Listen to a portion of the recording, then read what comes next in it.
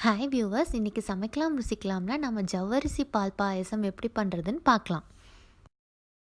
இப்போ நம்ம ஜவ்வரிசி பால் பாயசம் பண்ணுறதுக்கு ஃபஸ்ட்டு நான் ஜவ்வரிசி 1/4 கப் ஜவ்வரிசியை நான் ஆல்ரெடி ஒரு 1 ஹவர் ஊற வச்சுருக்கேன்.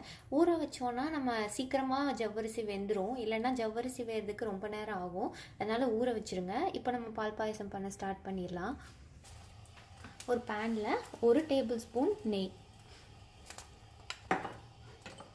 அதில் கொஞ்சம் முந்திரி பருப்பு, அதை நம்ம வறுத்துக்கலாம்.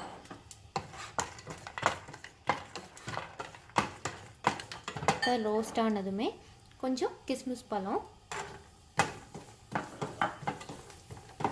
இப்போ நல்லா ரோஸ்ட் ஆயிடுச்சு. எடுத்து வேறு ஒரு கண்டெய்னரில் வச்சுருங்க.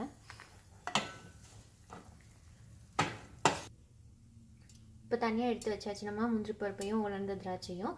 இப்போ அதே நெய்யில் நான் 1/4 கப் சேமியா வச்சுருக்கேன். இது வறுக்காத சேமியா. வறுத்த சேமியாவாக இருந்தால் நீங்கள் கொஞ்ச நேரம் மட்டும் வறுத்துக்கோங்க. இது கொஞ்சம் நல்லா பொன்னிறம் ஆற வரைக்கும் வறுத்தா தான் நமக்கு டேஸ்ட்டாக இருக்கும். இது இதே நெய்யிலே போட்டு நல்லா வறுத்துக்கலாம்.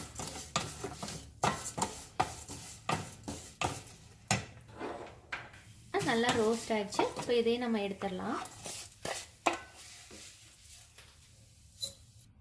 இப்போ வறுத்த சேமியாவை தனியாக எடுத்து வச்சாச்சு. இப்போ பாயசம் பண்ணுறதுக்கு இன்னொரு பேன் எடுத்துக்கலாம். இதில் 1 கிளாஸ் தண்ணி. இந்த தண்ணியில் நம்ம ஆல்ரெடி ஊற வச்சுருக்க ஜவ்வரிசியை போட்டுடலாம்.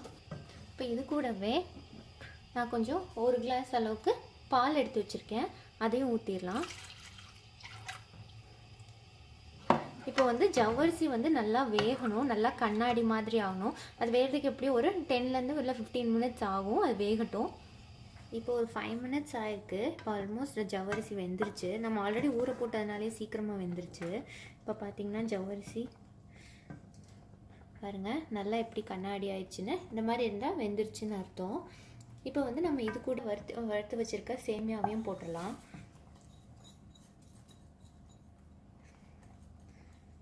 அதையும் போட்டுட்டு சேமியா நல்லா வேகட்டும். இப்போ சேமியா ஜவ்வரிசி ரெண்டுமே நல்லா வெந்துருச்சு. இப்போ இதில் நம்ம சர்க்கரை ஆட் பண்ணிடலாம். நான் 1 கப் சர்க்கரை வச்சுருக்கேன், அதை போட்டுடலாம்.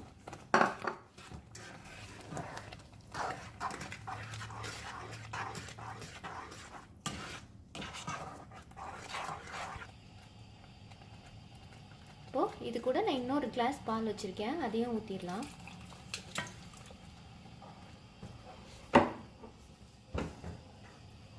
நான் ஏலக்காய் தூள் போடுறேன்.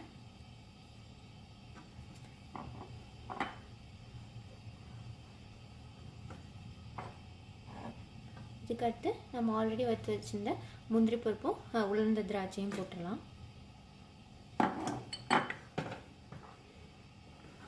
அவ்வளோதான். ஒரு கொதி வந்ததும் ஸ்டவ் ஆஃப் பண்ணிடலாம். இப்போ ஒரு கொதி வந்துருச்சு. அவ்வளோதான், பால் பாயசம் ரெடி. ஸ்டவ் ஆஃப் பண்ணிடலாம். அவ்வளோதான், சுவையான பால் பாயசம் ரெடி ஆகிடுச்சு. நீங்களும் அந்த ரெசிபியை ட்ரை பண்ணி பாருங்கள். ட்ரை பண்ணி பார்த்துட்டு ஃபீட்பேக் எங்களுக்கு சொல்லுங்கள். இந்த வீடியோ பார்த்ததுக்கு ரொம்ப நன்றி.